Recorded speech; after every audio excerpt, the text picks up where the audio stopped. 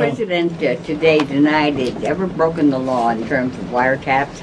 He also indicated that anything that was looked into, any calls, had some sort of foreign aspect, either to or from. And he says he's always obeyed the law. Are all of these stories untrue that we've been reading for the last several days? Millions of Americans have been wiretapped? There is, okay, well, let's, yeah. Turned over to the government. Okay, let's try to segregate the stories here. What he said about the terror surveillance program is that these are foreign to domestic calls and they were all done within the parameters of the law. He has not commented on the his. Has said he didn't obey that law. No, he didn't. What he said is that he has done everything within the confines of the law. The second thing is you're mentioning USA Today story about which this administration has no comment. But I would direct you back to the USA Today story itself, and if you analyze what that story said, what did it say? It said there is no wiretapping of individual calls. There is no personal information that is being relayed. There's no name, there is no address, there is no consequence of the calls, there's no description of who the party on the other end is. Privacy was breached by turning over their phone numbers. Well, again, you were jumping to conclusions about a program, the existence of which we will neither confirm nor deny. Because, I'll tell you, you know, what's interesting is there seems to be a notion that because the president has talked a little bit about one surveillance program and one matter of our intelligence gathering, that somehow we have to tell the entire world we have to make intelligence gathering transparent. Let me remind you, it's a war on terror. And there are people, I guarantee you, Al-Qaeda does not believe, no, the president is not talking about breaking the law, but Al-Qaeda doesn't believe in transparency.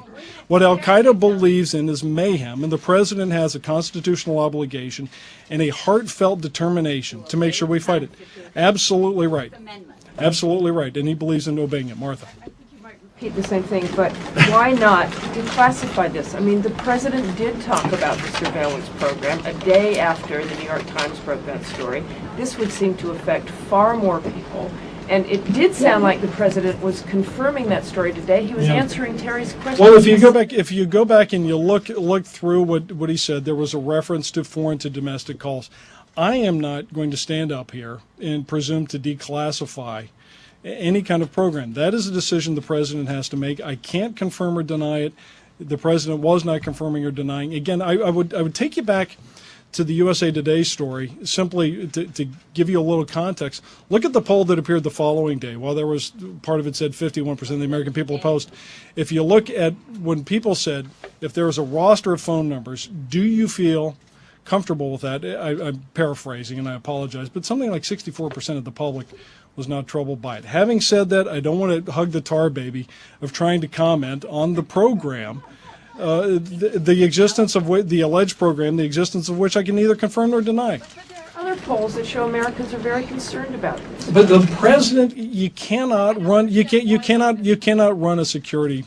You cannot base national security on poll numbers. As the president of the United States, you have to make your own judgments about what is in the nation's best interest. Well, I did bring it up because what you were talking about is how people were concerned about privacy issues, and I tried to relate to you what happened. It was interesting. When people were given the specifics in that story, they did not seem to be terribly troubled.